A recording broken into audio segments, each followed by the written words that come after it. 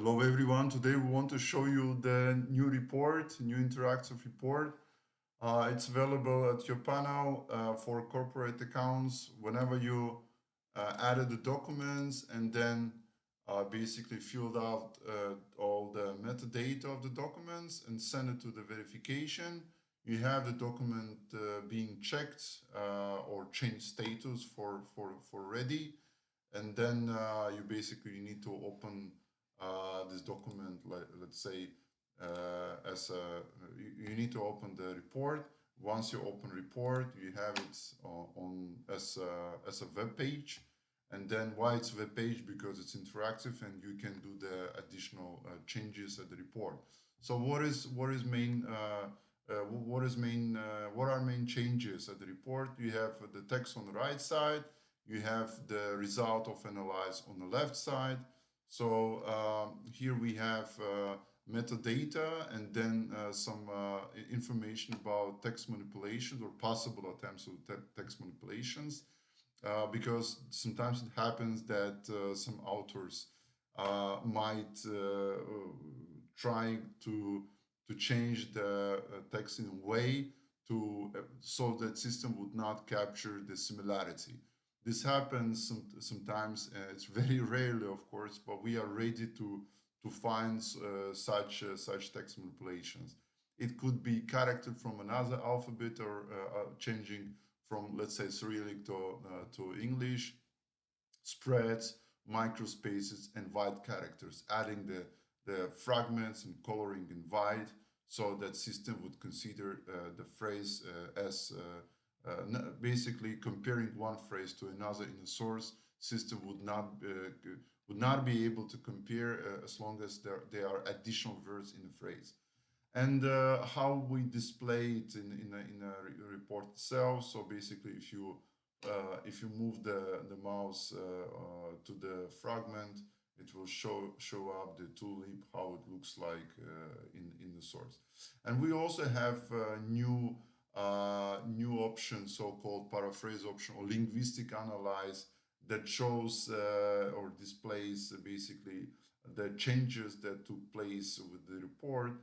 So if you move the mouse to the fragment that was underlined, it will show you how the fragment was amended and how the fragment show basically displays at the source.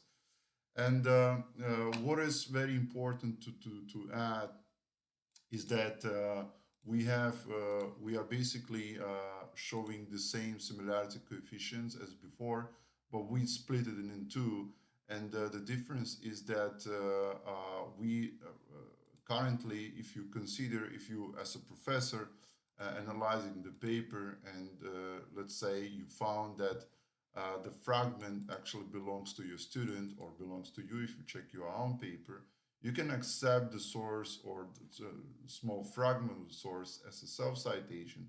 So once you accept the source, as you can see in this case, you are changing results or values of the similarity coefficient, and they are dropping. So the difference between similarity coefficient 1 and 2 is that the first one is showing the borrowed text consisting of 5 words, and the second one is showing the borrowed text consisting of the 25 words or the value that you added on your panel, because you can change the value for the similarity coefficient to yourself. Coefficient basically not professor can do it, but only admin of the university. Quote coefficient basically showing the volume of the text, volume of the quotes in the text, or text as quotes. So basically, here we show you the list of the sources that was basically used for searching for the similarity. Here is the ref books, mostly contains the text from journals, index in Scopus and Web of Science, as well as Springer and other major databases. And here is the sources found from your home database of the text that was previously added or checked or accepted, The database exchange program is displacing the document from the databases of other university. Of course, we are not displacing displaying the documents, or the content of the document, but only the metadata for those phrases. So we are showing the name, the name, the title of the paper, the name of the author, and the number of identical words, and if sometimes in some cases also the date of indexing of the document to the database. And again, only the metadata. We don't have access to the content of the. I mean, we have access, but we are not showing the content of the document. So, what is also very important to emphasize is that what is most important in analyze is to verify it's verification whether the quote is at place to basically confirm or define the, let's say, whether the quote is